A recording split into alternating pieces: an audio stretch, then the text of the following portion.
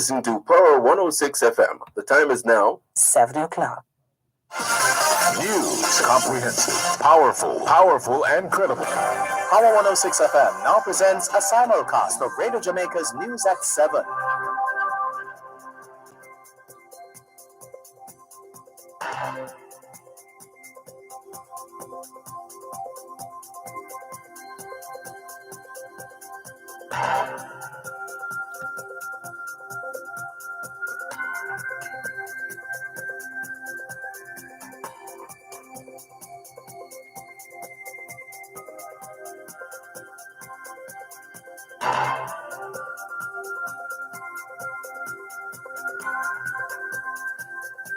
CEO of Separate Group says consumers should start seeing food prices fall by October. Alleged kidnapper shot dead yesterday evening in Mayday, Manchester. Jamaican man who overstayed in Cayman for 10 years and was caught trying to leave the country on a dead man's passport pleads guilty. Attorneys representing defendants in the Wandon gang trial to continue submissions today regarding the prosecution's main witness. Regular operations to resume today at St. Catherine Parish Court's Administrative Office following Sunday's fire. And in the financial report at 7:15, 120,000 users have been onboarded to Jamaica's sole digital currency wallet, Link.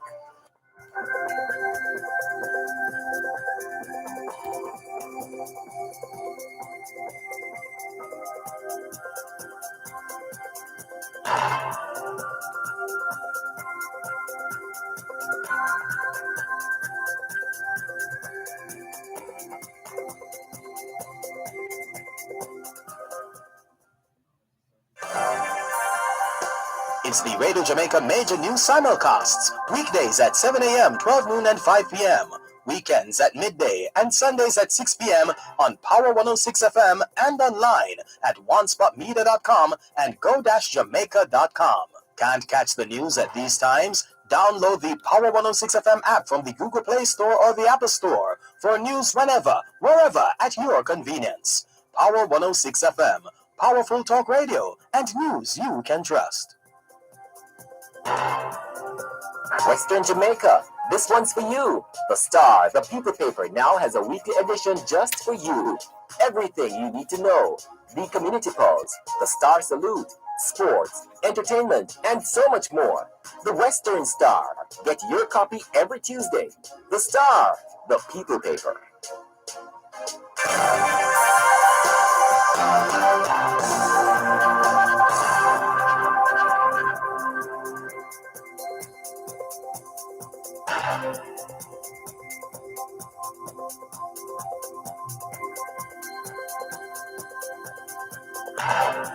Morning, I'm Paula Ann Porter-Jones, and these are the latest stories from the Radio Jamaica News Center. Chief Executive Officer of Seprod Group, Richard Pandui, says consumers should start seeing food prices falling by October. This follows the signing of a deal on Friday for the resumption of grain exports through Ukraine's Black Sea ports. The United Nations says this will help to stabilize global food prices.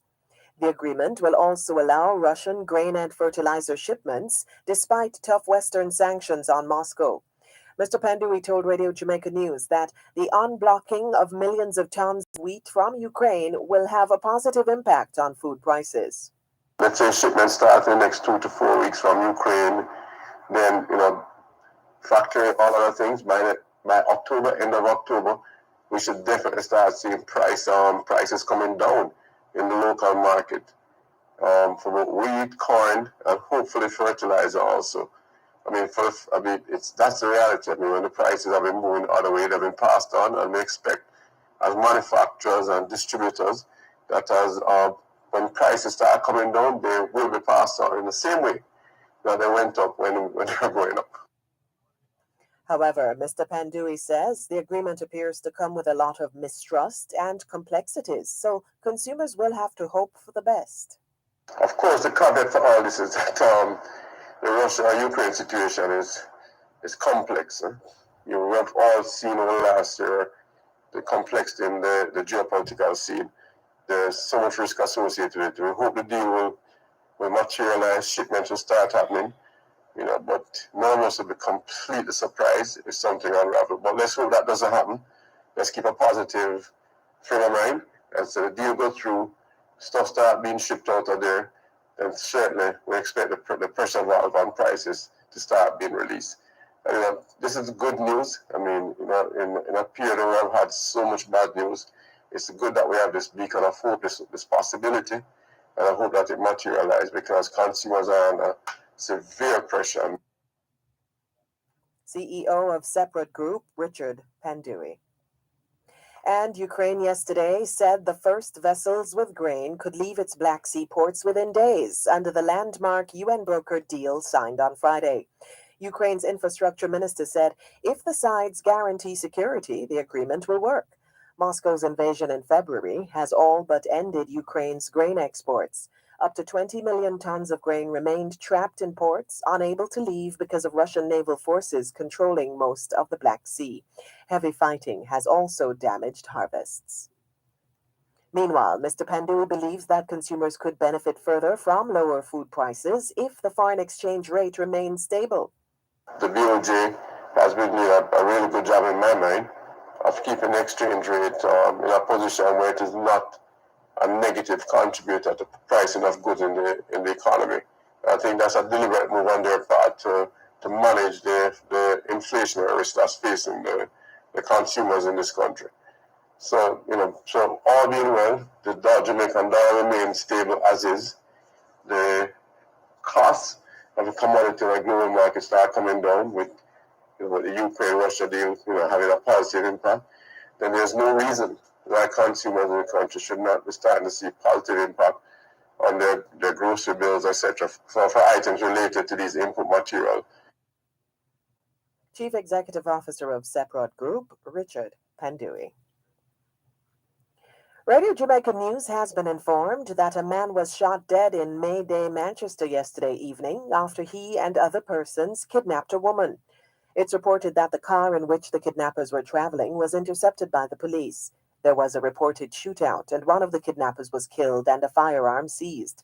Our news centre was told that the woman was rescued.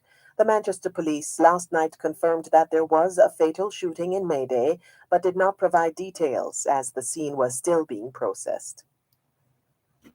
The quick response team of the Public Safety and Traffic Enforcement Branch seized an illegal firearm and several rounds of ammunition during an operation on Tarrant Drive in St. Andrew yesterday. A statement from the police says about 2:05 p.m., a team conducted a snap raid in the community. An abandoned car was searched and a Mac 11 submachine gun containing 10 9mm rounds of ammunition was found. The weapon was found in a pillowcase in the trunk. No arrest was made. A Jamaican man who overstayed in Cayman for 10 years and was caught trying to leave the country on the passport of a man who was murdered 4 years ago pleaded guilty when he appeared in court yesterday. Dennis Ramsey was arrested in May as he attempted to board a flight to Honduras. The passport was in the name of Doug Moore Wright, who was shot and killed in March 2018. A Cayman Airways agent reportedly became suspicious of the passport, which appeared to have been tampered with. The agent also noticed Ramsey's thick Jamaican accent. Customs and Border Control officers were alerted, and the man was arrested. Ramsey was not connected to Mr. Wright's murder and reportedly paid 3,000 Caymanian dollars for the passport. The Jamaican pleaded guilty to overstaying and altering a travel document when he appeared before a Caymanian court yesterday. Ramsey will be sentenced when he returns to court in September. Attorneys representing defendants in the Wandon gang trial will today continue making submissions regarding the prosecution's main witness. Attorneys for Tariq James, Khalifa Williams, Pete Miller, Roel Taylor, and Donovan Richards completed closing submissions in the Home Circuit Court yesterday. More from Kimon Witter. The attorneys reiterated that the defendants were in police custody when the crimes they are accused of committing took place. They argued that the witnesses' questionable evidence has weakened the prosecution's case and urged the Chief Justice Brian Sykes to find their clients not guilty. Earlier this month, records from the Spanish Town Police Station and the Horizon Adult Remand Center showed that at least 4 of the remaining 28 defendants on trial were in custody. Attorney Esther Reed, who is representing Tariq James, argued that the prosecution had not provided any ballistic evidence to link her client to the double killing and arson at New Nursery St. Catherine in 2017.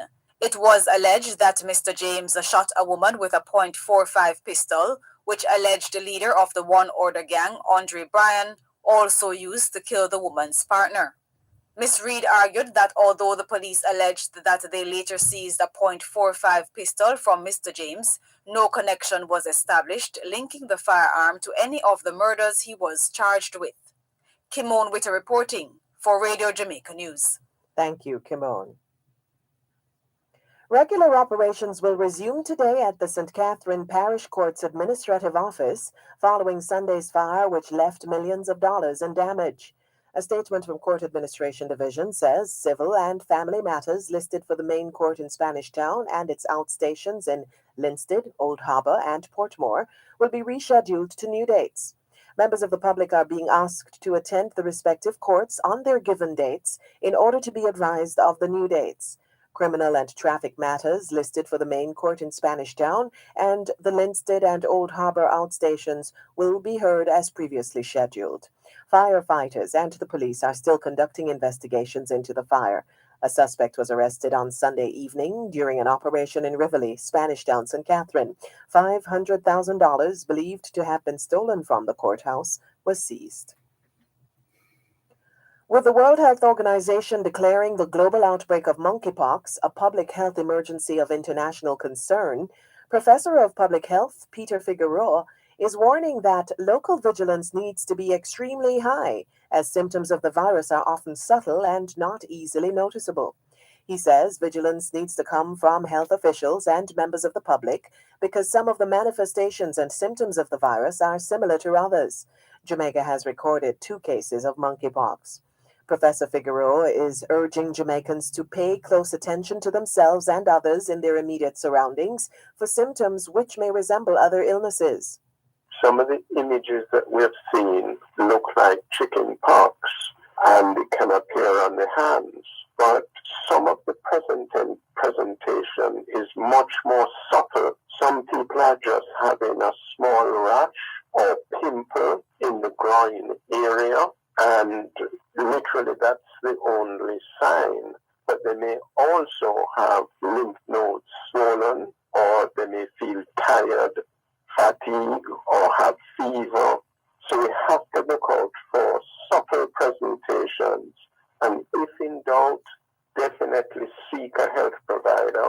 If the health provider is in doubt, it's better to consult with the public health authorities and see whether to get a test.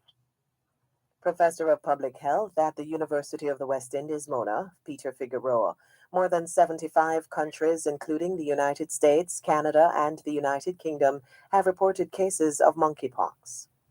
And Professor Figueroa has sought to address the issue of stigma associated with monkeypox as being spread mainly among men who have sex with men. The concern has been raised that persons may avoid seeking medical treatment, and this would increase the risk of transmission. I think we can manage it. We're much, much better than the early days of HIV. There are many practitioners, health providers, who don't have this kind of hang-up, and the men who have sex with men know where they can go to their NGOs. They can go to certain health centers. They can go to a wide range of practitioners. The younger doctors and nurses have grown up with HIV and all of this. What we need to do is just be systematic, alert, and focus that if anyone seems that they could possibly have been exposed, may have symptoms, what they do is they wear a mask, they avoid close skin contact with anybody until they've been checked out. Professor of Public Health at the University of the West Indies, Mona, Peter Figueroa. And finally, starting today, the Holland Bamboo Main Road in St. Elizabeth will be reduced to single-lane traffic intermittently over the next 6 weeks to facilitate repairs. The activities, which will include considerable patching work along the 5-kilometer stretch, will be undertaken through a special program by the National Works Agency. Contractors will, among other things, remove soft spots, reshape sections of the road, and improve the base. This will facilitate easier movement of motorists traveling to and from communities such as Ginger Hill, Newmarket, Black River, Santa Cruz, and Goshen. Holland Bamboo is also a major link to communities in neighboring parishes such as White House and Savlamar in Westmoreland and Mandeville and Porus in Manchester. Those are the stories from the Radio Jamaica News Desk at this time. News, comprehensive, powerful, and credible. Power 106 FM has just presented a simulcast of Radio Jamaica's News at 7.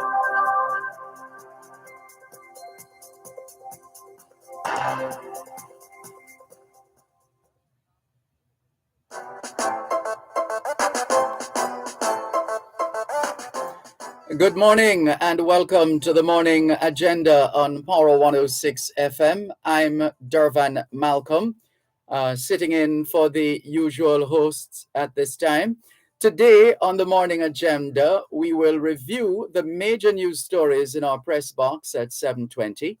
In the Newsmaker agenda at 7:30, Excelsior Community College could face a potential lawsuit from students following news that nursing students at the college are uncertain about the completion of their program due to what they're describing as sabotage by the school. Fillmore McCarthy, principal of Excelsior Community College, and Dr. Donovan Stanbury, UWI campus registrar, will join us to discuss. At 8 o'clock, we take a trip on our roads with the National Works Agency. Their communications manager, Stephen Shaw, will join us. Then at 8:30, we will hear from President of the Jamaica Psychiatric Association and consultant psychiatrist, Dr. Sapphire Longmore, to discuss a call by one psychologist that young people who struggle with drug addiction need help and support. This is the morning agenda on Power 106, where we set the agenda.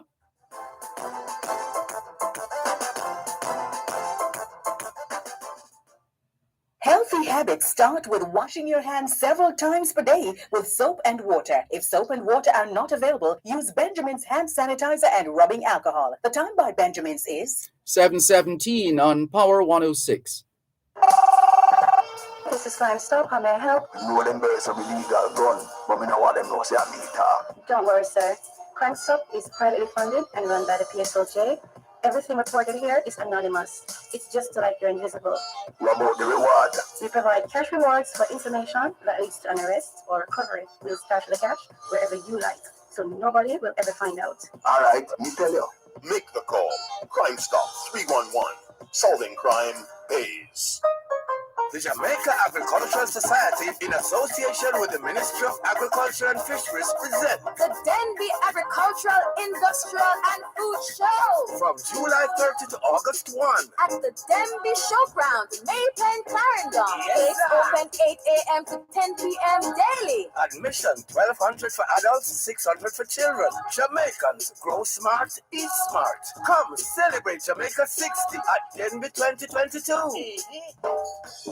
It's Emancipation Park's 20th anniversary celebrations, and you're invited to the party. Join us on Sunday, July 31 for Thanksgiving, featuring Elaine, the NHT Chorale, and the Denham Town Drummers. Then on August 1, it's Redemption Fest with quality cultural and gospel performances backed by Peter Ashbourne and the E-Park Big Band. Both events start at 6 p.m., admission free. That's Emancipation Park's anniversary celebrations, July 31 and August 1. Tune in to Power 106 FM for Milestones in Nationhood, short features that examine 60 significant milestones in Jamaica's history and development as Jamaica celebrates 60 years of independence, from pre-independence to political independence and the formation of the Jamaican society and people. It all comes together in Milestones in Nationhood, weekdays 12:30 p.m. to 4 p.m. It's the 2022 Denby Agricultural, Industrial, and Food Show, and Power 106 FM is in the mix with comprehensive team coverage all 3 days, July 30, 31, and August 1. Join us as we explore the wonderful world of agriculture. We will bring you all the news, views, and excitement from the Denby Agricultural, Industrial, and Food Show at the Denby Showground in Maypen, Clarendon. That's comprehensive coverage of the Denby Show, July 30, 31, and August 1. Power 106 FM's coverage of Denby 2022 is brought to you by SCJ Holdings, Sugar Industry Authority, College of Agriculture, Science and Education, H&L Agro, Rural Agricultural Development Authority Act, National Irrigation Commission, Egg Farmers Association, Jamaica 4-H Clubs, Nutrimix, Jamaica Agriculture Society, Caribbean Chemicals, Separate Group, Alternative Power Sources, Road Safety Unit, Rural Agricultural Development Authority Act, St. Anne, St. Diego Farm Supplies, Isratech Jamaica Limited, Ministry of Agriculture and Fisheries, and Pesticide Control Authority.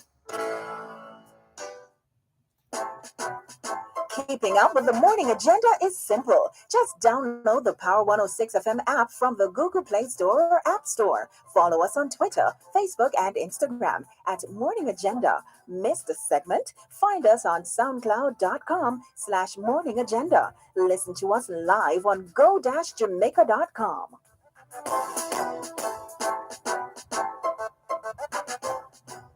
Welcome back to Morning Agenda on Power 106 FM. I'm Dervan Malcolm. Time for us to open the press box in a manner of speaking and tell you about some of the major stories making the Gleaner, Duppy, or Gunman? That's the question atop the page. Lawyers question who witness actually saw at crime scenes while clients were behind bars. Defense lawyers on Monday ripped into the credibility of one of the prosecution's main witnesses in the Klansman Don Gang trial for placing their clients at various locations, including murder scenes. Except that was while they were behind bars. Drawing on the Ernie Smith hit song Duppy Gunman, attorney at law Shade Bailey questioned whether the self-confessed former gang member was referring to a duppy or a gunman. That seems rather extraordinary. Let's see how that plays out for the rest of this case. Quite extraordinary. The pride of Rosetown is another story on the front page of today's Gleaner. Grandma recalls early strides of Hurdles rising star, Brittany Anderson. Complete with pictures. Well done, Brittany Anderson. Pernell Charles Sr., former deputy leader of the Jamaica Labour Party, addressing a party meeting at Nain Basic School in St. Elizabeth on Sunday, reportedly commanded missing students back to classrooms. Retired politician dismisses rationale for minors seeking jobs. The story goes on. Former Jamaica Labour Party JLP Deputy Leader Pernell Charles Sr. is urging political representatives to intensify efforts to have students displaced from the education system by the pandemic back into the classroom to finish their formal education, lest they end up turning to crime. So that's what's on the front page of today's Gleaner. Turning the pages, let's take a look at some of the other stories. St. Elizabeth's Jubilee project to miss Independence target. We are struggling. Disappointed craft vendors lament scarcity in Independence shoppers and tourists. Also making the news in the Gleaner today, cushion the crisis. Golding calls for more help for vulnerable.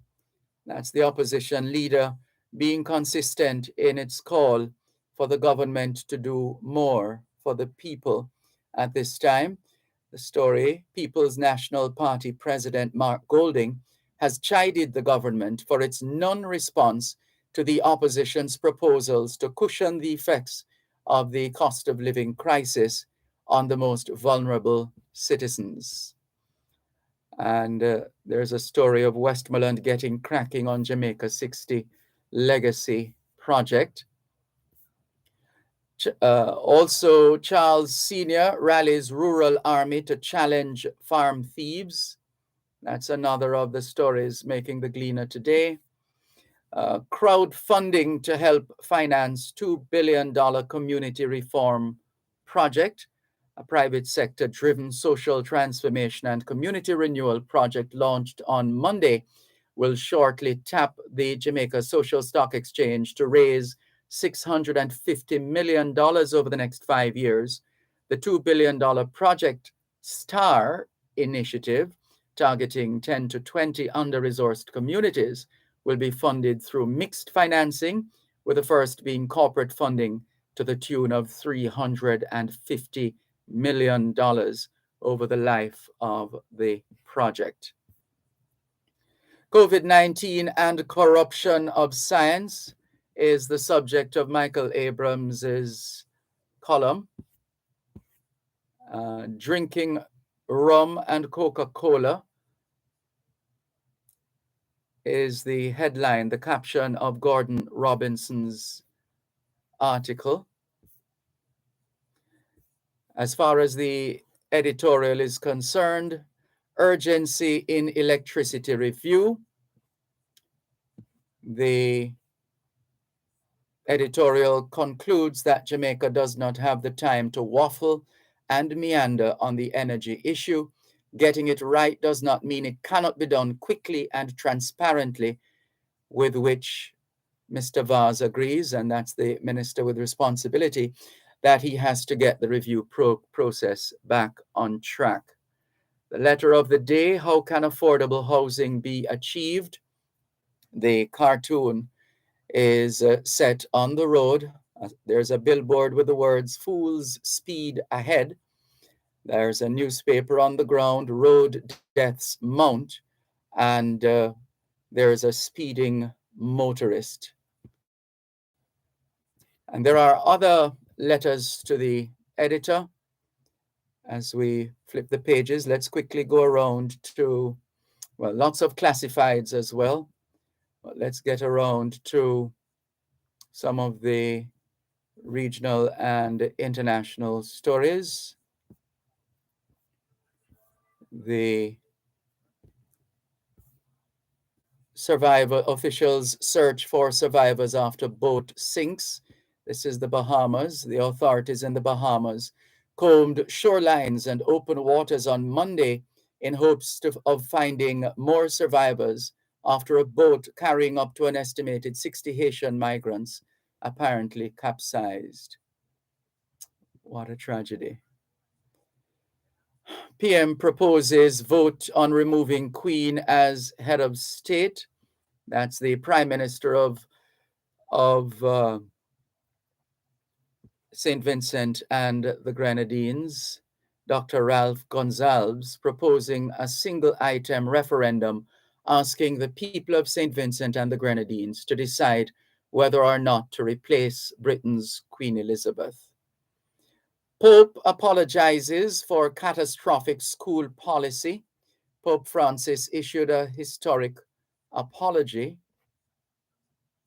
on Monday for the Catholic Church's cooperation with Canada's catastrophic policy of Indigenous residential schools, saying the forced assimilation of Native peoples into Christian society destroyed their cultures, severed families, and marginalized generations.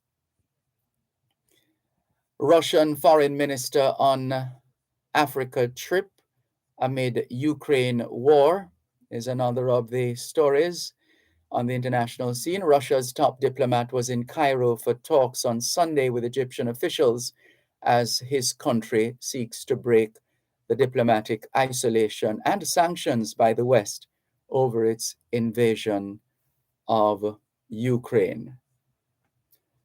And so that's essentially the news, naturally, because of the season we're in. Lots of promotional material as far as the festival song competition and other emancipendence related matters are concerned. The Immigration Corner section of the Gleaner also has a couple of useful questions, which would naturally lead to explanations and information that you will find to be necessary if that's what you're looking for. And so that's it for the press box today.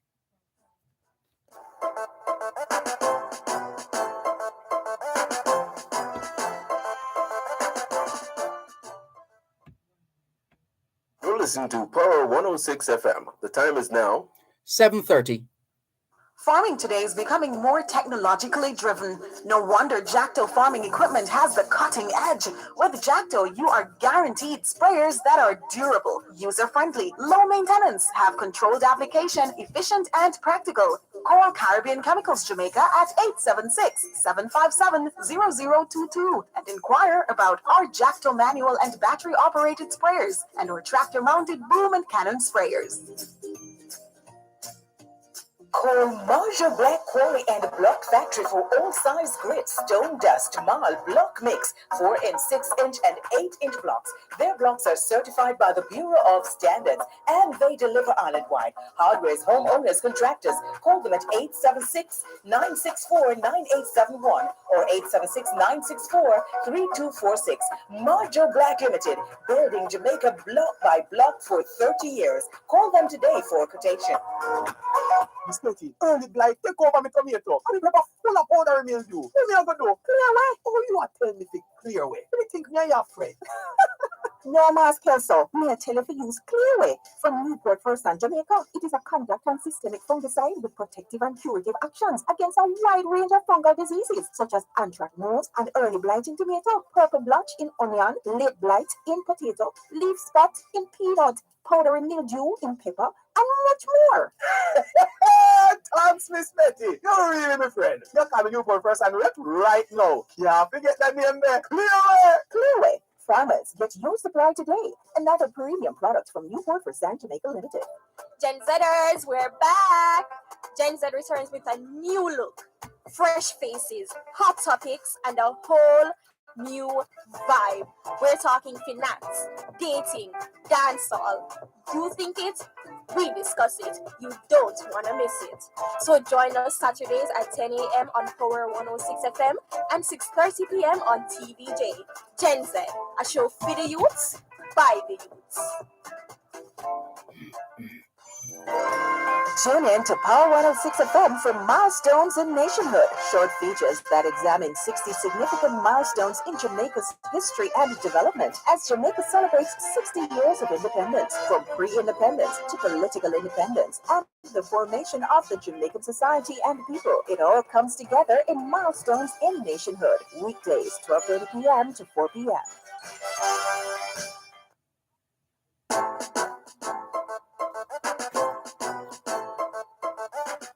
Welcome back to the morning agenda here on Power 106 FM. I'm Dervan Malcolm, sitting in for your favorite morning agenda host.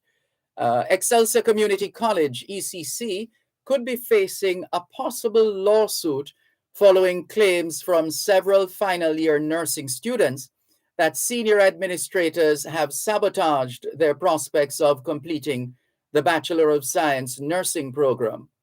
The students have accused the school of failing to honor an agreement signed between the institution and the University of the West Indies, UWI Mona, the franchise holder for the program, to allow them to make up for hours missed to complete the degree. However, Fillmore McCarthy, principal of the ECC, has denied the claims, noting that the program is governed by the Nursing Council of Jamaica, NCJ, regulations, some of which were not met by 11 students. The ECC head said that administrators have no authority to go against the regulations. Both the UWI and ECC had earlier met on July 6 to discuss the matter, according to the summary of discussion and agreement seen by the Gleaner, and which was later confirmed by Dr. Donovan Stanbury, UWI campus registrar. The summary showed that ECC was scolded by the UWI for allowing the students to sit the leadership and management exam despite not meeting the 85% attendance threshold. To discuss, we're now joined by Fillmore McCarthy, Principal of Excelsior Community College, and Dr. Donovan Stanbury, UWI Campus Registrar. Good morning, gentlemen. Good morning. Thank you very much for joining us. Are you any closer to some kind of resolution of this matter? Well, as it relates to the Excelsior Community College, we have at all times operated in the best interests of our students. And it is for those reasons why, as you mentioned, we were schooled by the UWI Unison in order to assist those students to achieve their objectives.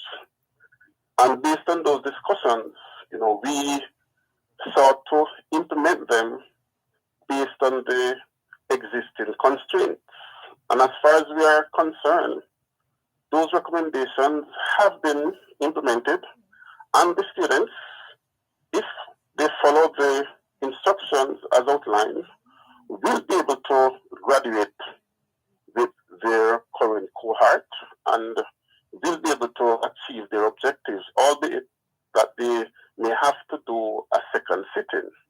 And we have to recognize that, as an institution, we at all times endeavor to meet our students' concerns. These students admittedly did not meet the requirement. And based on the circumstances and the appeal process, they profess what it is that their concerns were. What were some of the issues in regards to online, face-to-face, and persons being ill, etc. And for that reason, the college went out of its way to accommodate them and to seek to get the buy-in from Unison towards this end. And that was achieved.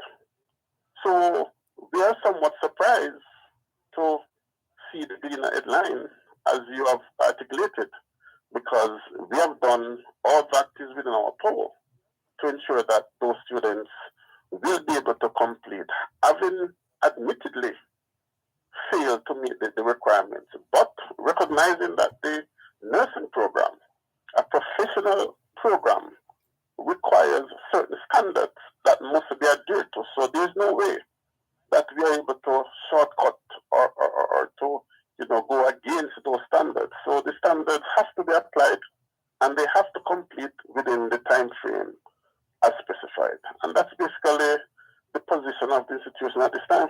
Sounds like it's all on the students. Not necessarily, because what happened was that the students, based on the regulation, they should not have started the summer semester.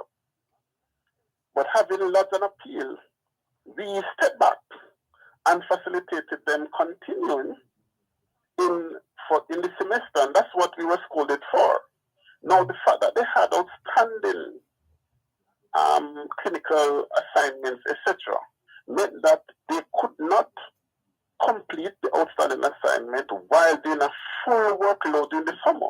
Therefore, at the end of the session, which I think will be this Friday, they would then, have to provide additional resources in terms of lectures, in terms of seeking special assistance from CERO, the hospital within which they have to go, and to pay for those resources to enable them to complete what they would have missed based on their own issues that they would have had in the past. So certainly we have invested in that. So it's not just on the students, and the lecturers will have to be paid additionally to facilitate. And the college has committed itself to all of those things. So it would be unfair to say it's merely on the students. We are helping them to fix issues that they have from our perspective. Mm-hmm. Dr. Donovan Stanbury, is there any way in which UWI could help to cushion the impact of this scenario?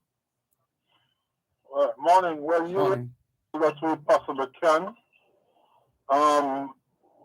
As I mentioned, this matter was brought to our attention that the students were allowed to do their final exam in a theoretical course, not having met the 85% attendance threshold. They should not have done the exam in the first instance, but they were allowed to. I don't know where the mistake was. These standards are set by the Nursing Council of Jamaica, and we cannot waive them. So when we met with EXED, that was clearly established that the requirement was breached, and the students, having been allowed to do the exam, would now have to do the makeup classes to attain that 85% minimum threshold. What was facing the students at the time, based on the meeting we had, is that they were then in a summer program for which they would do a final assessment, and also they would have to do some regional exam about November thereabouts. So the prospect was that they would have had to sit out a year and do the regional exam at the next sitting next year. In the meeting, we established the time frame very carefully, and the question was posed whether or not, given the aggressive timetable that the students face, to one, complete their summer assessment, and two, be able to sit the regional exam about November thereabout, whether they would have enough time to do the makeup classes. And everybody in the meeting said yes, it was aggressive, but possible. And we insisted that they would have to do the makeup class because those are the Nursing Council standards. We cannot compromise on our quality. That is where we left the meeting. We had a signed understanding, a letter of understanding of what transpired, and I don't know what went wrong thereafter. Oh, do you know what went wrong thereafter, Fillmore McCarthy? Absolutely, went wrong. That is exactly what is in place, as outlined by Dr. Stanbury. In fact, I have a meeting this morning at 8:30 with 11 students because I want to know whether there is a change of mind based on that proposal. In fact, when I met with one of the students on Friday last, her concern was that the project is a lot of work and that she would need to have a particular event and she need assistance. And I indicated that the college would provide the tents and all the things that she need to enable her to complete within the time frame. So that procedure remained in place. And as was highlighted, the question is, why were they allowed? They were allowed because the results that they had from UWI indicate pending.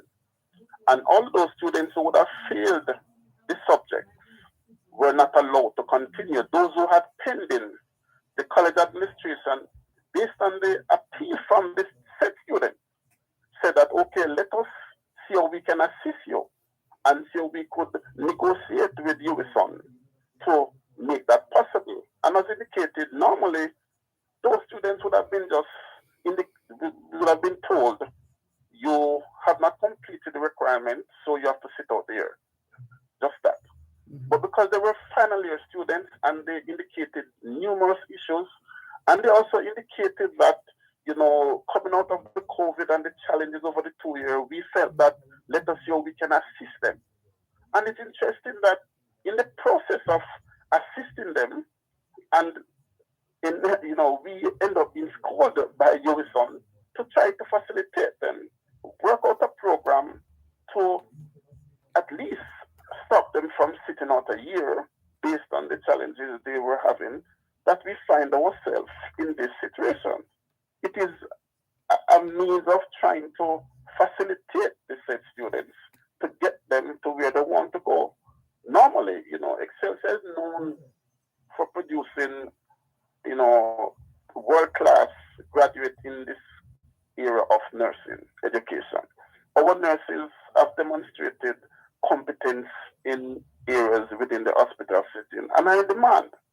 So we have no doubt of the capacity of our lecturers to deliver and to train these persons. And in this case, we really step back to help these students coming out of a COVID environment and having heard their plea. All right, hold on. Let's pick up on that point after the break. One moment, please. This is Morning Agenda.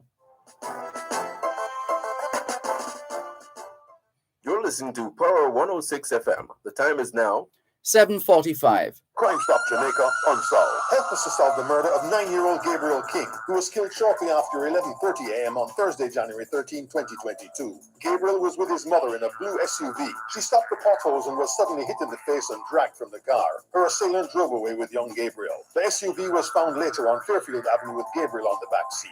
Crime Stop and concerned citizens are offering a total reward of $1 million for information leading to an arrest and charge. Call Crime Stop Jamaica 311. Solving crime pays.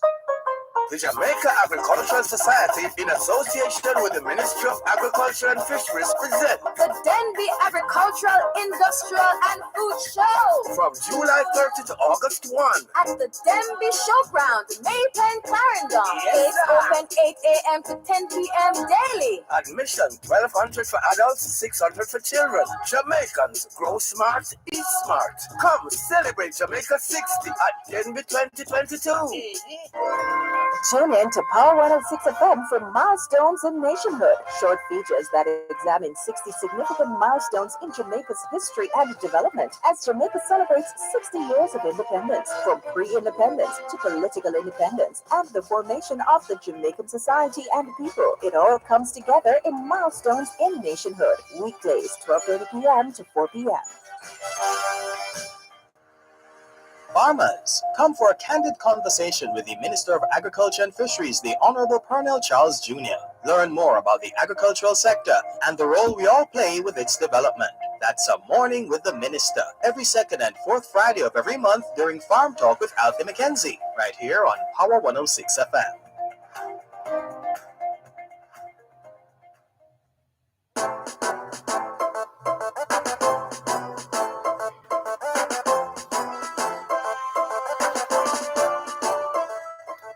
Welcome back to the Morning Agenda. I'm Dervan Malcolm, in for your favorite Morning Agenda host.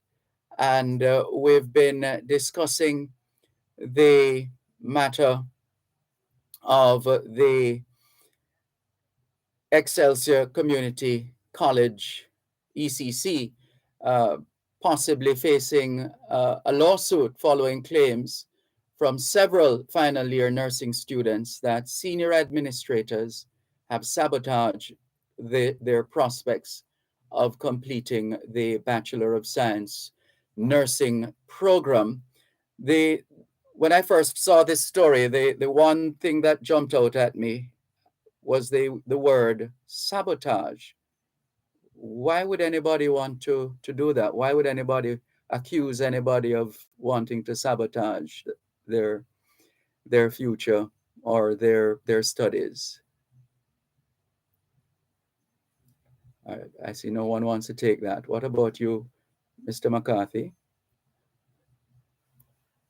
Surprise, and it is really, I'm still trying to understand, the use of the word sabotage. It just gives the impression that there was some kind of animosity or some angst, something there. Well, in terms of animosity, I would think that, persons who are in a program and there are certain requirements that were to have been met, and it was reported based on the evidence that those requirements weren't met and that the students should have attended a certain percentage of classes and it did not occur. The students appealed and we facilitated the appeal. However, the program is a franchise program, and as such, having facilitated the appeal, we had to go to Unison, which we did. And as was outlined clearly, we recognized then that the decision that was taken to allow them to continue was in fact a breach of the regulation. And that we, in an effort to facilitate the students, would need to ensure that the students meet those requirements. So, I'm not able to understand why would there be a sabotage if you're trying to assist students. We could have just simply accepted the fact that, and the evidence provided, that they did not meet the requirements and move on. But our interest is student success, and as such, sought to enable that success, albeit, with the understanding and approval that would have been required by the franchisor. So whomever made that decision, was that person briefed or did that person inform himself or herself with respect to what the proper procedures were? Well, these are fourth-year students, so I would be, I would fully understand that they would have been aware of the conditionality. And, whatever other concerns they may have had, one will have to treat with that as it arises. But as it relates to the specific programs and their ability to complete, we sought to enable them the best way possible within the regulatory framework. On the face of it, though, you recognize that it does give one the appearance of some kind of bundling. I would think so, based on the challenge with the article, is that it did not provide what is in place in terms of the plans, in terms of the work schedule that the students were given that would enable them to complete the program. So that aspect of it, for whatever reason, and we talked about 11 students, and as far as I'm aware, I'm aware of just one student who have indicated that issue. As to the other students, as I said, I will be having a meeting with the students this morning. They, meaning? Sorry? They, you said they'll be having a meeting. Who? No, the administrative staff, okay. Myself, along with the head of school and the other persons, will meet with the students this morning to get a better understanding as to what is it that persons are concerned about, and whether or not what has been put on the table, which was already discussed with the students, and they were in agreement to complete same, to find out what has led to, is it a change of heart, or what is the real concern here moving forward? Well, if it's the same agreement we're talking about, the students themselves have accused the school of failing to honor the agreement. I'm not aware that the student themselves, I'm aware that a student have indicated some concern. Okay.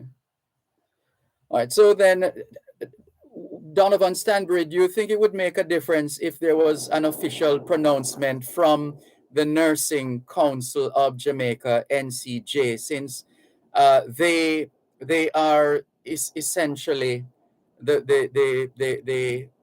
those who are responsible for the standards and making sure that the programs of study along these lines are in keeping with those established standards? Well, I don't know that in this circumstance, the nursing council standards are clear, and that's what we're trying to uphold. Okay. So anything they would say is that it would be to reiterate what the standards are. Mm-hmm. The problem problem I have, Dervan, is Mr. McCarthy is correct, not having met the standards. EXED really should not have allowed them to do the exam. But they were allowed to do the exam, and as the newspaper article said, they were scolded. I don't know. I mean, I simply point out that they breach. So, as I said before, these students should really have sat out the year. But when it was enumerated, the reasons why they failed in respect of the attendance threshold, there was a level of sympathy, there were some illnesses and so on, and we established, okay, how can they do the makeup without doing violence to the commitment that they have to complete their existing courses and still meet the final exam? A timetable was set out. And EXED in that meeting gave every assurance that they would facilitate the students to meet that deadline in terms of the additional hours that they have to undergo. So the question for me really is, was that timetable too ambitious? I don't know. That's where we left the meeting. So somebody would have to explain to me what transpired since. Because everybody gave me the assurance that yes, despite the fact that they have final exam for the summer here, and they have to meet a deadline for the November regional exam, they could still do the makeup classes. So that's where we left. Everybody signed and agreed. We had an agreement because I wanted to be sure that everybody's on the same page. The bottom line is that they would not be allowed to go forward without doing the additional hours. So if they can't do it during the timetable that was set up, they would have to sit out the year. Those were the clear options. So the meeting this morning, then, Mr. McCarthy, is what are you hoping will come out of this meeting, and how significant a change from the current scenario should we expect coming out of this morning's meeting at 8:30? Well, as was said by earlier, the option and the timetable is there. And that was presented to the students. Our vice principal of academic, head of school, and the deans met with the students, presented the timetable, work out how the outstanding hours can be achieved within the specific time frame, and that's basically where it's at. So having provided that information to the students, we now would like to, have an idea what really is the issue. In fact, when we talk about a pending lawsuit, we receive a document from one of the students who indicated that they have instructed a legal person to take on this matter. And that particular student is also been invited to have a discussion. And because on Friday when I met with one of the students, we were satisfied and comfortable that the group will be doing the work plan as outlined.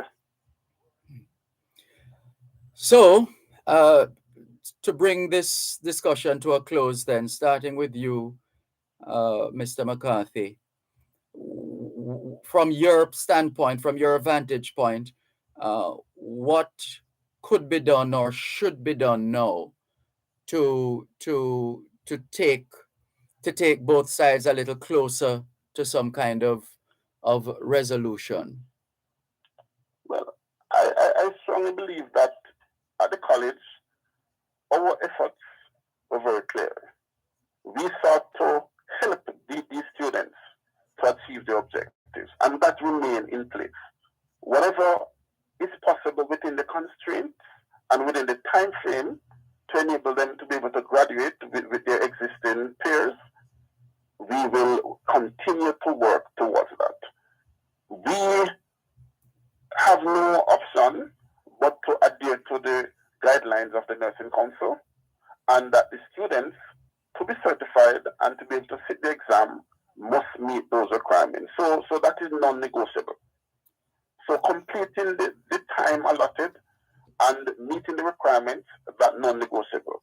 What we have indicated that whatever additional resources the students will want in terms of teacher support, lecturer support, and resources to get the job done, the college is prepared to provide that.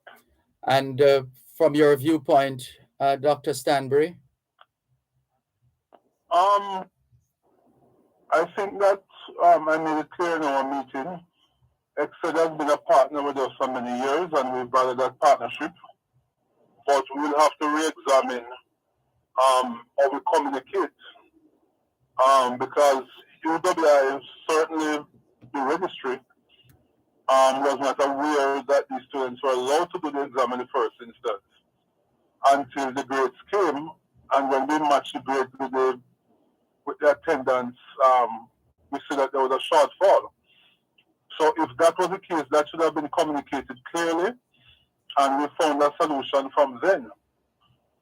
So we'd have to try and improve our communication, but in the final analysis, the standards have to be upheld. When somebody leaves our university with a UWI degree, the entire Jamaica must be assured that that degree was backed by a very rigorous quality assurance process, and that all standards would have been met. And that's our bottom line. We will facilitate our students as much as we can, but in the end, we cannot compromise on the standards. That your position is quite clear. Thank you both, gentlemen. We look forward to following up on this issue. All the very best. Thank you, Dervan and Dr. Stanbury. Thank you very much. Take care. All the best. Fillmore McCarthy, Principal of Excelsior Community College, and Dr. Donovan Stanbury, the UWI Campus Registrar.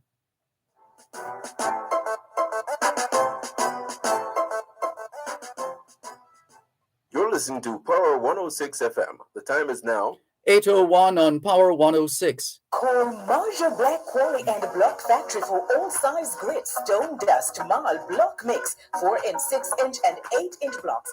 Their blocks are certified by the Bureau of Standards, and they deliver island-wide. Hardware's homeowners, contractors. Call them at 876-964-9871 or 876-964-3246.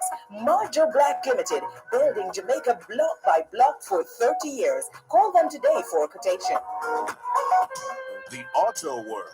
It's the only program on Jamaican radio dedicated to the world of automobile. It's the Auto World with Shelley and McLagan. Get news and reviews relating to vehicles and automotive technology. Learn the ins and outs of mechanical operation. Find out about the various stakeholders in the local and international automotive sectors. From auto finance to road safety to motorcycles, the Auto World is your one-stop shop for everything auto. That's the Auto World with Shelley and McLagan. Weekdays at 5:15 p.m. on Power 106 FM and the Power 106 FM app. The Jamaica Agricultural Society, in association with the Ministry of Agriculture and Fisheries, present the Denby Agricultural, Industrial and Food Show from July 30 to August 1 at the Denby Showground, Maypen, Clarendon. Yes, It's open 8 a.m. to 10 p.m. daily. Admission $1,200 for adults, $600 for children. Jamaicans, grow smart, eat smart. Come celebrate Jamaica 60 at Denby 2022. This special feature is brought to you by the National Works Agency, developing safe, reliable, and quality roads.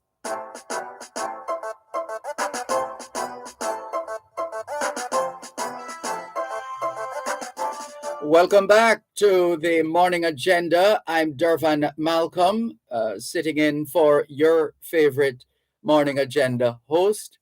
And it's time now for On Our Roads with the National Works Agency, where we discuss happenings on our roads. You can also tweet us your questions or call us. You know the numbers, right? 876-922-4112-5. And so let's say hello, good morning, and welcome to the Communications and Customer Service Manager at the National Works Agency. Mr. Stephen Shaw, good morning. How are you? Good morning. It is very strange just to be saying good morning to Dervan. I am well. Thank you. I'm accustomed to saying good afternoon. Yes, I know what you mean. It's good to have you on board. Well, I have to start with what I heard on the news this morning with respect to that stretch of road. That's where we call Holland Bamboo. Yes. That area there, because I was wondering if that area had been forgotten in terms of the surface. It was really bad. We made a few trips down that side relatively recently. So can we start there? Yes, man.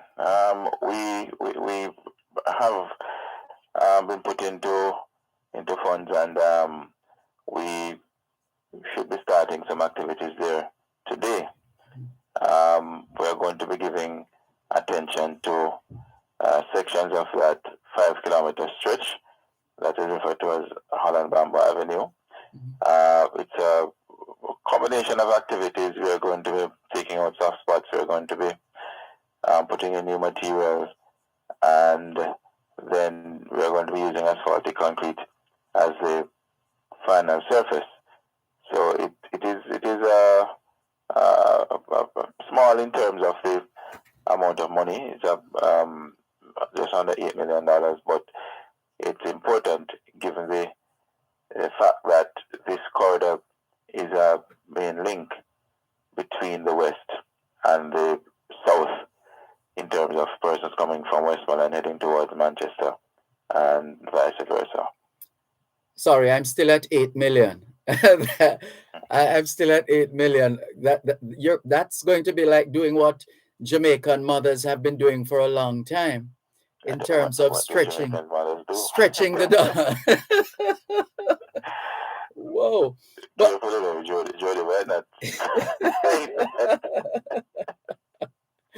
no, but geez, that's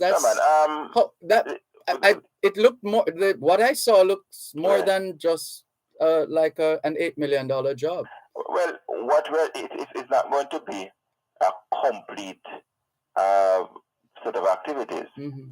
What we are going to be doing is looking at the worst affected sections, and certainly it is going to make a world of difference once we have completed all the activities, and we are slated to do this over a 6 weeks period.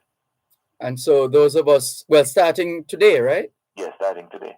So those of us who traverse that area need to be mindful, because naturally you're going to have to close off sections of the roadway at different points. Right. It's going to be reduced a single lane intermittently. Mm-hmm.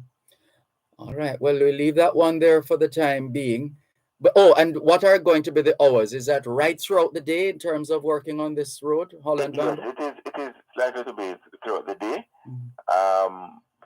depending on the nature of the activities and, of course, the weather situation, because rain has been falling. It has been raining. Yes. In some sections of the country, including in Kingston. Yes, up to yesterday. A sudden downpour. Mm-hmm. Yes. Right. All right. So let's go now to that roadway from Bella's Gate to Boys Content in Clarendon. What is the scope of that project? All right. So yes, we intend to carry out some rehabilitative work on this particular corridor, and we've actually started the activity. Started about 2 weeks ago. We are going to be rehabilitating roughly 1.5 kilometers of this road, and the work involves the improvement to the drainage features. We have some concrete cross drains that we're going to be putting in. We're fixing some retaining walls as well. We're going to be putting on a new base and asphaltic concrete as a final surface. In this particular case, we are going to be spending just under $43 million for these activities, which is, as I said, more comprehensive. And did I miss a timeline? what we're looking at? We're looking to have the activities completed by early October. Okay. Mm-hmm. All right. So now I've been hearing about Lower Marl Road in the corporate area recently benefiting from rehabilitative works. How did that go? Yes, this is a road, it's a minor road in the Olympic Gardens area, and we have been doing some work in this space, as you know. Well, the work involved the construction of sidewalks. We're doing some curbs, some amount of base strengthening. Sounds like part of the whole community renewal efforts. It is. It can be seen as that, Dervan. But we have been having some challenges. Frankly speaking, we should have been out of there already.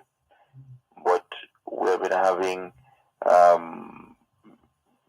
cases of shootings and even murder in that area. And so these activities would have negatively impacted the progress of works. I can never understand that. Here a community gets an opportunity to, and I suspect don't people in the community are employed as well? Yeah, people are employed. Yes. But I mean, persons have, for whatever reason, have their particular issues. People get involved in these things, and so sometimes you have shootings and murders being committed in the general area. Yeah. I mean, I think the most prominent that should have happened would have been, I believe, the death of a gentleman who happens to share my name, who was one of the singers in the group. Oh yes, Diamond, yes, I think yes. it's Tabby. Yeah, right. The same Tabby general Diamond. area. So it's in the Olympic Gardens area that. But we're hoping that we'll be able to have the activities completed, and so that the people in the area can really see the true manifestation of the efforts. So in working in an area like that, then you need the eyes and the ears of the police just to be safe, or do you then just trust that the members of the community, even if they're having some kind of a beef with somebody, that they will not wash that linen in public? That last point is a hope. I don't know that it's a realistic one. Yeah, we tend to work with the security forces, but the security forces cannot be everywhere. True. The challenge with these activities, Dervan, is that you're working in the open, and you being in the open, you're open to all and sundry. Yes. Anything is possible. Yes. I see. We have a caller. Let's remind those listening that if you have particular concerns, road related, roads, bridges, etc., feel free to call. Stephen Shaw is on hand to field questions, concerns, queries from you, our faithful listeners. The numbers to call 876-922-411-225. 876-922-411-225. Good morning. Thanks for calling. Yes, good morning. Good morning. Yeah, I have a little concern. I love to address Mr. Shaw. Mr. Shaw, I noticed when the NWA fixed the roads, the first shower rain, the road mash up. I noticed they use the term activities will be carried out in Alan Bamboo. I want to know what kind of activities, if it is patching or if it's resurfacing. I also want to find out why the men that the NWA employ to fix the road continue to smoke ganja and drink liquor whilst they fix the road. And if they don't have the time to spend So the first shower rain, all that 8 million gone down the drain. Can you say if there is anything in place to ensure that during those working hours, the workers desist from using drugs and alcohol and concentrate on the patching or the resurfacing of the road? All right. That is for you, Mr. Shaw. Dervan, the number of things that they call up raised. Let me see what best I can treat with those that I can. I tell you what, we'll give you a moment to think about all that was said just now as we take this break and come back. We're on our roads with the National Works Agency, NWA, on Morning Agenda.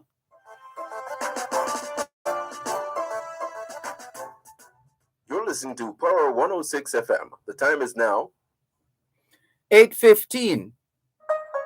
The Jamaica Agricultural Society, in association with the Ministry of Agriculture and Fisheries, present the Denby Agricultural, Industrial and Food Show from July 30 to August 1 at the Denby Showground, Maypen, Clarendon. Gates open 8 a.m. to 10 p.m. daily. Admission $1,200 for adults, $600 for children. Jamaicans, grow smart, eat smart. Come celebrate Jamaica 60 at Denby 2022.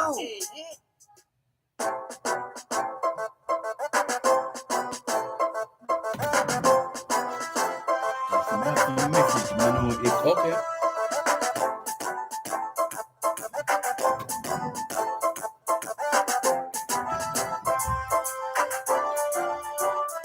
Thanks for staying with us on the morning agenda. I'm Dervan Malcolm, in for your favorite host here on Power 106 FM. We're on our roads with the National Works Agency, NWA. Stephen Shaw, as usual, I'm not going to say in the firing line, but definitely well positioned to respond to your questions, queries, concerns having to do with infrastructure, in particular roads. So, Mr. Shaw, in response to the caller before the break with respect to why is it that no soon after the roads are fixed, there's a shower of rain and the potholes are back again? And why is it that there are people who are supposed to be working on the road and still find time to be smoking marijuana or whatever else and drinking alcohol? All right. The caller didn't point me to a particular corridor where he would have experienced what he was asking about. It's very difficult, Dervan, for me to respond to a statement like that because it's really a generalized statement which doesn't necessarily apply to all that we do, and I know that happens out there. But I'll say this: there are roads that we would give attention by way of patching, and in some instances, you'll find that after the patching activities have taken place, other sections of that same road might break out, and that's because the wearing surface is actually old, and ideally you'd want to have those surfaces removed. So that's like pouring new wine into an old wineskin? Not necessarily. Okay. Not necessarily. Sometimes you have cracks, fissures in the roads, and it will rain, and it will rain heavily, and you may find a situation where the water seeps into the cracks, and pockets of that road may come out. In other instances, drains might have been blocked, sometimes deliberately. Ponding happens. If there's water sitting on the road for an extended period, it may cause damage, or it could lead to damage along that particular stretch. So there are myriad of things that could be source. It's not necessarily that the work that was done was not of a good quality. The caller raised an issue about persons working and their smoking and drinking and so on.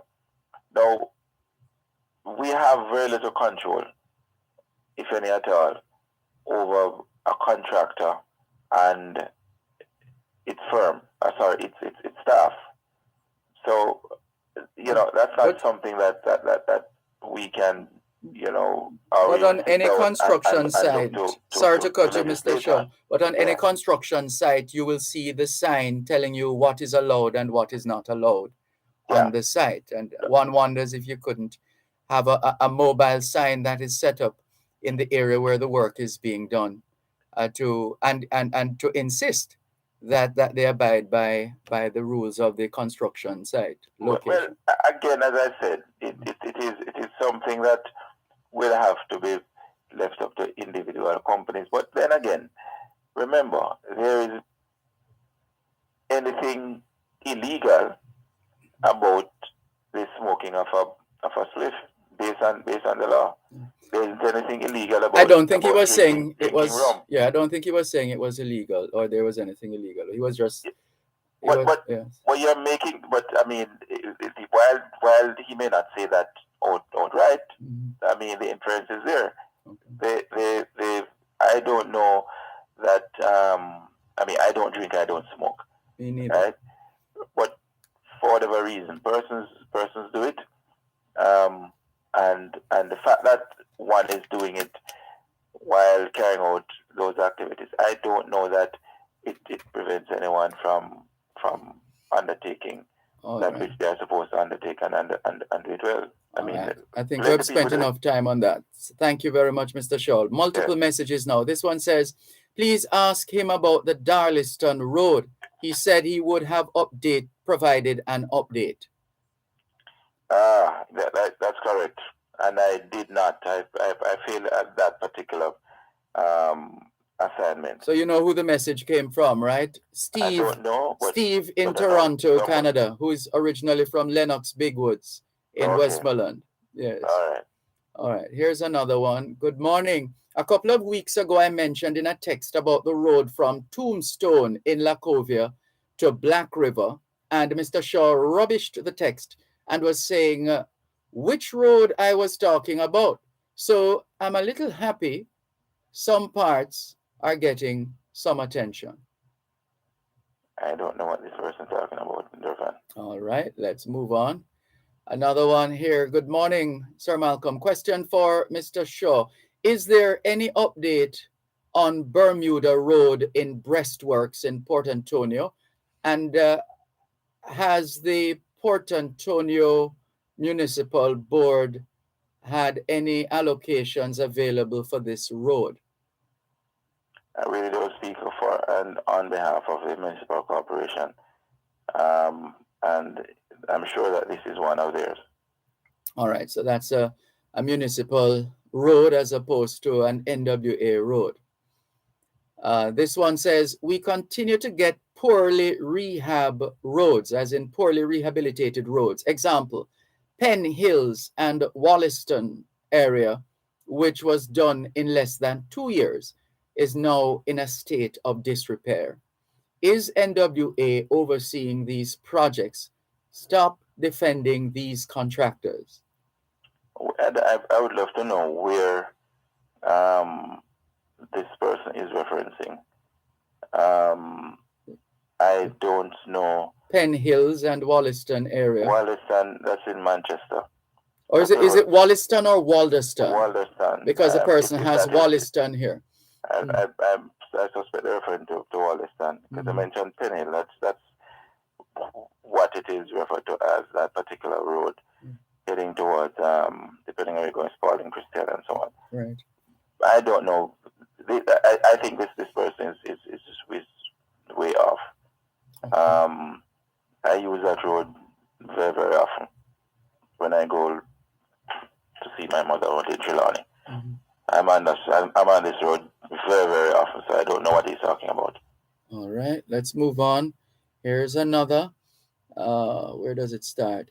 This one says, it's because they leave some little holes very nearby. It always amazed me. Why not just fill these as well? That's one part of the message. Another part, some only a few feet away. That's a continuation.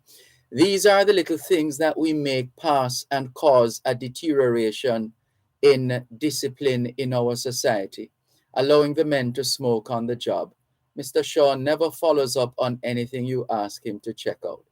Now, I'm sure that's not true, because as I like to say to people, when you use these absolute terms, you undermine your argument. To say he has never followed up on anything is just not true. It's not true. Anyway. Okay. And another one here. Good morning. The Lacovia Bridge is on a main road and looks like the extension of the road, and it's in a curb. There was a fatal person has accident here, but we no longer refer to them as accidents. They're actually crashes and collisions, according to the UN. Anyway, there was a fatal crash months ago, and part of the bridge was torn away.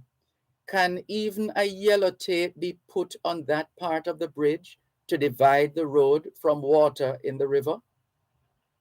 My information is, Dervan, the team in St. Elizabeth would have done similar things many times, but of course, either they are torn down or, nature takes had it or would have had its way with whatever we put there. But I had a conversation recently with the director of technical services, who has responsibility for those matters, and there is a plan being fashioned for the Lacovia Bridge and a couple others where we have some challenges with the rails being dislodged, because we have fixed the Lacovia Bridge before on occasions, and we're back to where we are now. So I know that it is getting active consideration as to when we are going to be seeing something at the location. I'm really not in a position, but I know it is getting the attention of the technical officers with that particular responsibility. All right, thank you. Let's see. Right, I think those are the messages for now. Those are the messages for now. But as we've been noticing, just yesterday I was noticing the painting of sidewalks and bushing and so on. Is it that those who do that kind of work need to get some kind of permission or guidance from the National Works Agency? I'm just curious. Yeah, we have a program that is underway in many communities across the country, or bushing so actually we refer to it as the pre-hurricane cleaning and cleaning activities, which we do. We do 3 rounds of cleaning and bushing in some respects every year, starting on about June or May June. Sometimes it goes over into July, depending on when we get the funding. And then we have another second round during the hurricane season and a third at the back end of the season. So some of the activities that you'll see going on around the country, Dervan, are related to this first round of activities that we prepare for, or used to prepare for the hurricane season. Okay. And this is 2022. I believe some of the activities too could be related to our Jamaica 60 celebration, right? Okay. That we'll be celebrating come next week. All right, a couple of quick ones. Mr. Shaw. I drive the Penn Hill Road every day and experience it. So please. Experience what? Let me see. Well, it's good to find out. Yes, what? So please, what? Don't be dismissive. Second, does the NWA monitor these projects? What project? We have not done any work on Penn Hill in some time. The last major activity with it there was some years ago when we did microsurfacing of that road. Okay. So I don't know what this person is referring to. No problem. No major activities have gone on along that road in some time. All right, let's move on. Good morning, Sir Malcolm and the Morning Agenda team. I have expressed my deepest appreciation for work done on Strathern Avenue, coming off Cecilia Avenue, close to St. Andrew High School. But the expanding hole at the intersection of Winchester Road and Ruthven Road was not done. Just a stone's throw away. Can you ask Mr. Shaw if that could be addressed as well? Thank you. It can be addressed in the context of us having some resources so to do. That's always a challenge in Dervan. I mean, we see we see these things, we take note of them, but unless we have funding in place at a particular time to treat with them, we have a problem. Right. I know the location.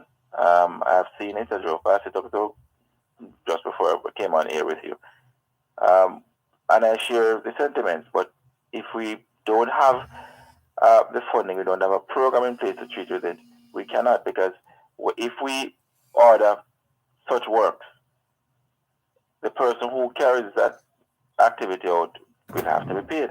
Yes. Got you.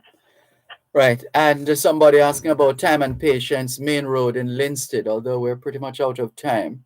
Yes. Any word on that? I'll have to check on that one. I'm not particularly sure. Okay. All right. Well, let's leave it there for now. Good to catch up with you again, Stephen Shaw. All the very best. Thank you. You have a good one too. You too. Take care. Stephen Shaw, Communications and Customer Service Manager at the National Works Agency, NWA. That's it for On Our Roads with the NWA. The preceding feature was brought to you by the National Works Agency, developing safe, reliable, and quality roads. Protecting Jamaica's borders from illicit imports and exports is a key priority for the Jamaica Customs Agency. The JCA will remain vigilant and resolute in effectively fulfilling this mandate. The time by the Jamaica Customs Agency is 8:32 on Power 106. Monkeypox is in Jamaica. If you are experiencing fever, intense headache, muscle aches, and/or rash on the skin, you must isolate immediately and call ahead to your health center or doctor before visiting. All members of the public should wear a mask, frequently wash hands, and practice physical distancing. A message from the Ministry of Health and Wellness. Farmers, come for a candid conversation with the Minister of Agriculture and Fisheries, the Honorable Pernell Charles Jr. Learn more about the agricultural sector and the role we all play with its development. That's a Morning with the Minister, every second and fourth Friday of every month during Farm Talk with Alfie McKenzie, right here on Power 106 FM. Jesus, Jesus, oh Jesus, Jesus, oh how I love to call your name.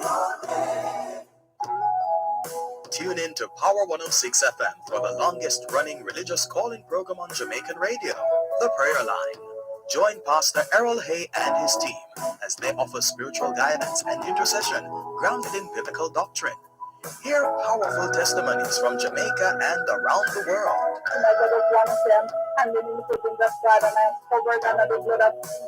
The Prayer Line, a source of support and inspiration in these trying times. That's The Prayer Line on Power 106 FM, Sundays at 6:30 p.m. Join us. You shall live, declare the works of the Lord. Amen. You shall be a living testimony here on the Lord's side. There's a retirement crisis in Jamaica, with only approximately 10% of the working population saving towards retirement. Many people do not participate in a formal pension plan, such as contract workers and the self-employed, and some are not eligible for a government pension. Every member of the workforce has the opportunity to participate in a pension plan and secure a monthly income for their retirement. Join Real Business every Monday at 9:30 a.m. for an informative discussion with Peter Rose Hall, Managing Director of BPM Financial, discussing the importance of retirement planning and the solutions to move Jamaica out of this crisis. Retirement Wealth Creation is brought to you by BPM Financial Limited, taking you higher.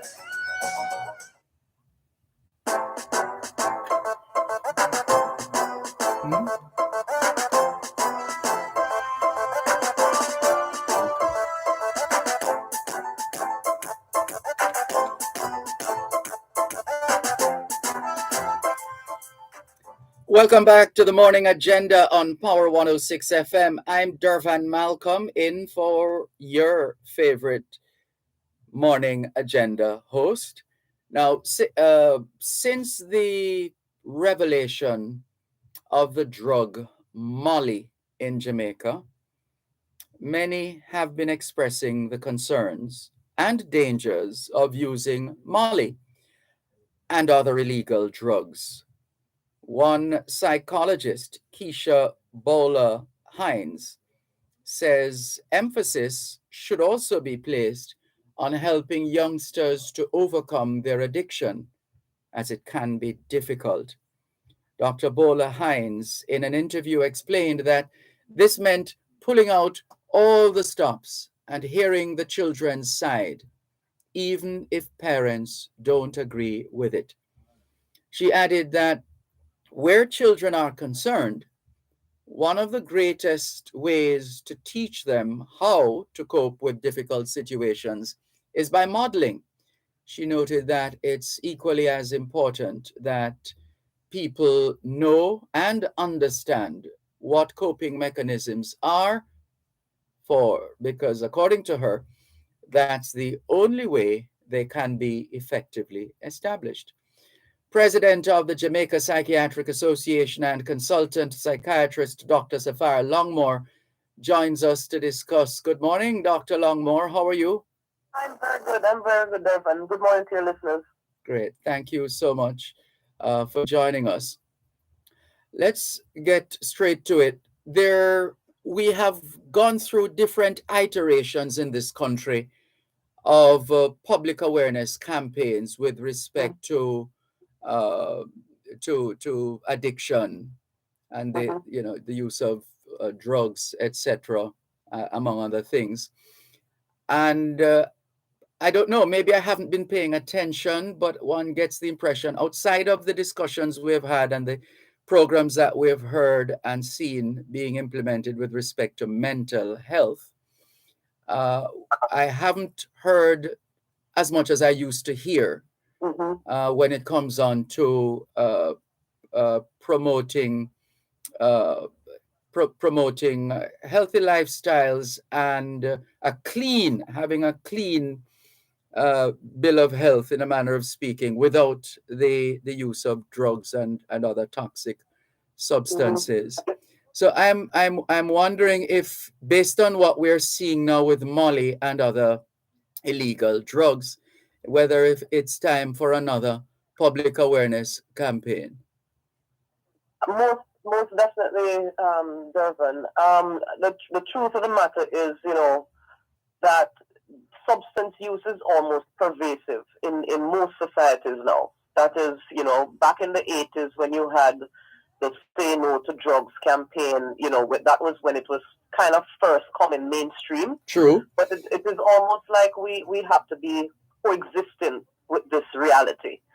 The other side to it is that with the non-criminalization now, with some other products, you have a kind of a carte blanche, a blanket that seems to be thrown, so to speak, to say that, okay, across the ages, etc., it is accepted.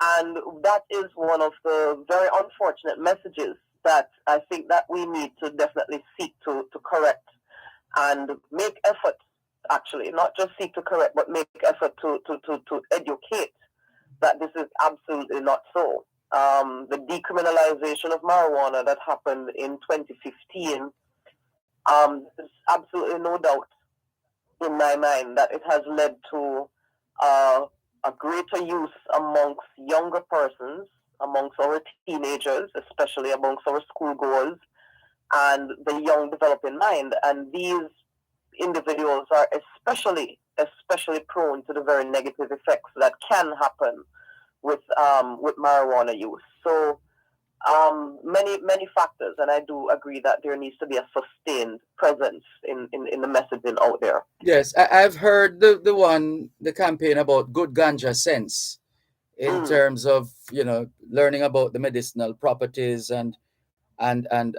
so on. Mm-hmm.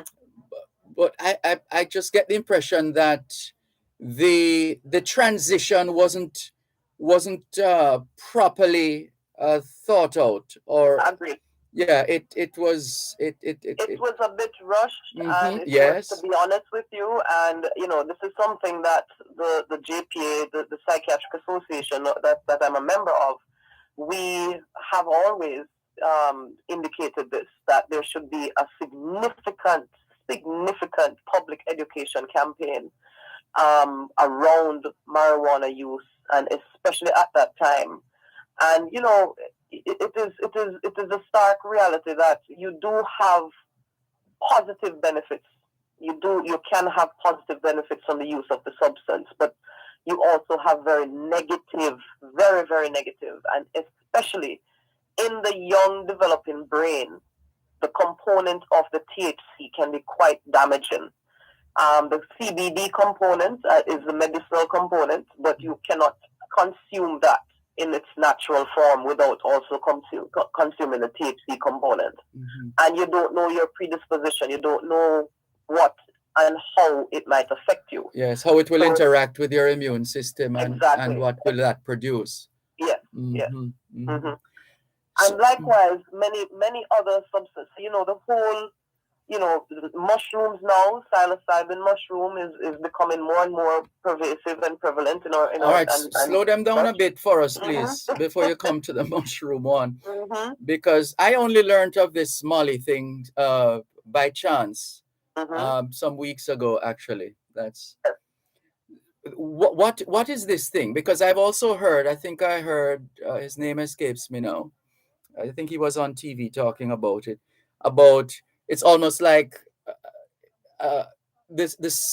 not necessarily the same, but a similar substance that was used maybe some decades ago that is now dressed up as something else, or has evolved into something else, or well, Molly is what we call also MDMA. Okay. MDMA. Mm-hmm. It's an amphetamine. It's a derivative of an amphetamine. I think it's something like methyl dioxy methamphetamine. I think that's the name of it. Yes. And that's a chemical name. And it is something. Remember now, amphetamines are used in some respects in the medical field. Yes. And so this is kind of a derivative. And it's the same drug that you heard. The name of it commonly, ecstasy. Oh. And yes, same thing, ecstasy. So that name is probably more known. Mm-hmm. But the use of it is especially amongst young persons, because it is said to enhance like the musical experience. It kind of puts you, you know, when you get a high quote unquote from it, especially the auditory sense is enhanced, and it is you kind of get into that good euphoric state. Oh. But the danger that is associated with Molly, especially, is that it is actually man-made. It is chemically made, so it is made in a lab. And not to say that you don't have dangers with other products, yes. But something especially that is synthetic and man-made has a higher risk in my mind, because a chemist or whoever is cooking it up, quote unquote, could make a mistake. could make you don't know the source of this tablet that you're taking, and something you have had situations where bad chemistry, literally bad chemistry, results in a product that could damage the brain permanently. You know, it can cause a push into a psychotic state, or it can permanently affect a part of the brain that would function a normal way. And so there is that added danger, apart from the usual added danger of substance use and addiction issues. You also have that added danger of it's almost like you're playing Russian roulette. You don't know the source of what you're taking. Just like how you have chemists, and you go in a chemistry class and some students always get straight A's. You have some students who get B's and C's and E's. Yes. And these people could go out there and say that they're cooking up things and don't know exactly what they're doing. Right. And here it is now, you pop in this pill. You could end up with a stroke. You could end up with deficits in your intellectual functioning thereafter. You know?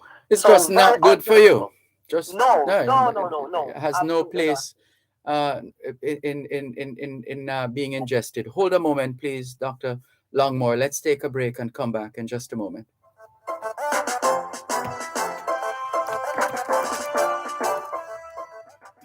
You're listening to Power 106 FM. The time is now 8:45. Tune in to Power 106 FM for Milestones in Nationhood, short features that examine 60 significant milestones in Jamaica's history and development as Jamaica celebrates 60 years of independence, from pre-independence to political independence and the formation of the Jamaican society and people. It all comes together in Milestones in Nationhood, weekdays 12:30 p.m. to 4 p.m. Miss Betty, early blight, take over my tomato. And the paper full of powdery mildew. What me I gonna do? Clear away? Oh, you are telling me to clear away. Let me think me and your friend.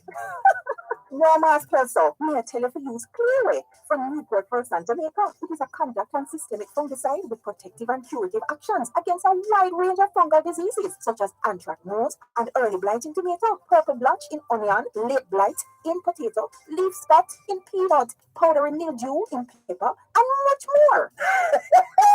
Thanks, Miss Betty. You're really my friend. You're coming Newport First and Rep right now. Can't forget that name there. Clearway. Clearway. Farmers, get your supply today. Another premium product from Newport for San Jamaica Limited. Farmers, come for a candid conversation with the Minister of Agriculture and Fisheries, the Honorable Pernell Charles Jr. Learn more about the agricultural sector and the role we all play with its development.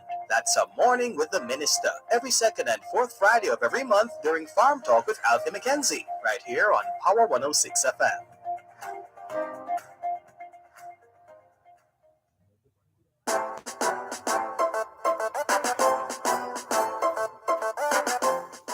Thanks for staying with us here on the morning agenda. I'm Dervan Malcolm, sitting in for your favorite morning agenda host. And in this segment, we're going to conclude or look at the, well, we hope it doesn't get there, some kind of a developing, almost like an opioid crisis, because every other person has some kind of a spliff or a spliff tail in the mouth, and when you combine that with what do they still do what they call seasoned spliff and that kind of thing, plus the other drugs, hard drugs that are also out there, and Molly, these which seems to be sadly a favorite for young people. So the idea, listeners, is to create a greater level of awareness with the hope of causing young people to change their minds about making a decision, such as to use Molly, for example. But so we need a public education campaign, public awareness campaign. In the meantime, and let's just use the time that we have now, please, Dr. Longmore, to spell out, and you were going through in terms of the impact on the brain and so on. just to spell it out to those listening to us, what they need to be mindful of in terms of these narcotic substances? Well, you see, Dervan, substance use tends to occur when persons are seeking ways to adapt and adjust to issues that might be going on in their lives, including positive things too. That is kind of like the mask that tends to happen, where it starts out as a kind of a socializing thing, a way to cope, a way to interact, and then it transforms into something else, or it evolves. And especially in teenagers, and especially during coming out of the pandemic. Well, we're still kind of going through the pandemic. I mean, yes, persons have had to. We did see an increase in substance use generally across the board. So it is not surprising to see it, especially amongst teenagers and young persons. But now, as we are somewhat re-socializing and getting back out there, it's almost like you quote unquote the gate fly. Yes. and people are just going with reckless abandon, engaging in activities of indulgence, from substance use to illicit sexual practices, to money spending, to just these kind of intense, emotionally charged activities. And a lot of times, like as I said, they're dealing with underlying issues. They're dealing with to kind of mask what might be really going on. And so, as parents, as caregivers for our teenagers, we have to remain in touch with them. Yes. The teenage years, I kind of say, are years of balance. Anything that is abused in the teen years, anything that is taken in excess, can be detrimental later on, if you think about it. Yes. If a child is indulgent in food, if they're indulgent in school, overindulgent, if they're overindulgent in play, if they're overindulgent in substance use, later on it can catch up. It is very critical during the teen years to ensure that there is a balance. It is a time of exploration. It is a time of curiosity. It is a time of trying to find one's identity. And so the more we can expose in a safe, controlled way, the better for the teenager. But you as an individual parent or caregiver, as I said, you also have to create that balance where you are allowing them to seek their own, but you're not overshadowing their curiosity then. Yes. You're allowing them their space, but you are remaining as a cushion. You're remaining as a source of advice. A protective shield of sorts. Exactly. Maybe an invisible one, but they are ever present anyway. Exactly. And recognize also that substance use is especially more likely to happen if the child is exposed to substance use in their environment. So a child who grows up seeing alcohol being consumed, seeing cigarettes being consumed, seeing marijuana being consumed, is more likely to explore that as an option. Because then it becomes, well, everybody's doing it. Exactly. And so sometimes as adults, we have to be cognizant of the message that we are sending in even our own activities. And not to say you can't be an adult, but be a responsible adult. That's and, right. Basically communicate and relate that this is the situation, etc., etc. The other quick thing to Dervan is that teenagers are seeking to also, they're no longer babies. They're no longer little infants. And they're almost seeking to demonstrate that they are capable of responsibility. Yes. And so you still also, again, with the balance thing, you still also have to give a little leeway. Yes. Give a little understanding. So, personally, if my 18, 17, 18, 19-year-old is at a family dinner and they're having a family cheer and he wants to take a sip of wine, I will do so because he's of that age where, and like I said, I would say 18, 19 years old, above 18 and so forth. I would prefer for him to get that first taste of wine from me and in my presence than external to me, because the reality is that it is going to happen. And so if you educate them about it, or if you are more conservative and you prefer not to, you basically educate them to say, in a circumstance X, Y, and Z, when this is happening, this is not recommended.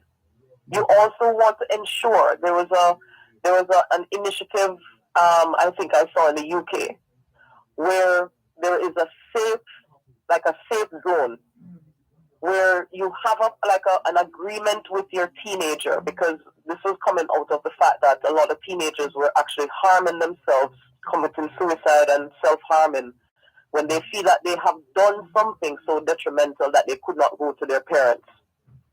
And what they did was create a safe word that no matter what trouble the child gets into, the parent reassures them. It's like a contract that once they call and say the safe word, the parent will get them and they will not penalize because of the level of danger that they may be in. The parents will not penalize, but they go to this particular program where the issue is dealt with almost externally. And so we have to create these because of the challenges that are happening and the prevalence of the issue. We have to create ways of how we can reassure our teenagers that as a parent, you're always there for them. And they should not feel intimidated or scared to come to you with whatever issues it is that they might be going through. And there are some little nuggets we might want to share with them as well in terms of things they need to be mindful of. For example, if you're drinking juice or any beverage, be careful that you don't just put your cup down wherever. Definitely. For example. Definitely. Yes. Yes, the whole thing of people slipping things into drinks, don't accept drinks from strangers, especially women and young girls get caught that way, and you've heard things like the date rape drug, etc., etc. Very common and very, unfortunately, there is a growing trend in the use of these things. I don't think the date rape drug is here in Jamaica, knock on wood. Yes. But it is not far-fetched, and the education that we give here, a lot of our children go overseas, etc., etc. It will apply there as well. So just provide a child with the avenues to develop the holistic sense and be able to what we call cope with the issues around them in healthy ways. And the propensity towards this use of this substance is significantly lessened. It's significantly less. And education works. Substance use education and speaking about it, relating about it does work. And so we need to ensure that that continues. And we ultimately will have to, who should take the lead though in terms of the public awareness campaign? Would that be the National Council on Drug Abuse or? Yes, which the National Council on Drug Abuse, which works in collaboration with the Ministry of Health. That is the main avenue. But individual groups, NGOs also do take it on. Some of the international organizations like UNICEF, etc. And also just public entities. So you might find that there's a campaign when you have Mental Health Week, or you have a forum going on in a particular region, like a particular health region, etc. They may focus on this. But it is also through parenting groups. It is also through efforts to enable proper parenting that you might want to educate persons around this. Recognize that it is a public health issue, and we treat accordingly. Some persons do take it on as a personal campaign because, especially when it comes on to alcohol use, it can be so damaging that some individuals literally take it on as a mantra, and it can be so pervasive that they initiate personal agendas and push it themselves and become almost ambassadors for against that particular substance use. We see it for smoking, like the family of the late John Maxwell, has given permission for his likeness to be used in anti-smoking campaigns, etc., etc. So you do have those personal efforts too when the damage is so grave that it becomes a personal effort.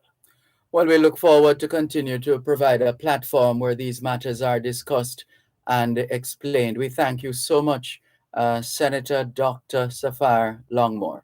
Thank you so much for having me, Dervan. Hope you have a good rest of the day. Same to you. Take care. Bye-bye. And that's it for the morning agenda. Thank you so much for listening. Thanks to our producer, Kimberly Broderick, our program assistant, Shandell Forbes, and the other members of the team behind the scenes. I'm Dervan Malcolm. I've been filling in for your favorite morning agenda host, who will be back tomorrow. Till then, stand by for real business. You're listening to Power 106 FM. The time is now 9 o'clock. Hooray! We've come along.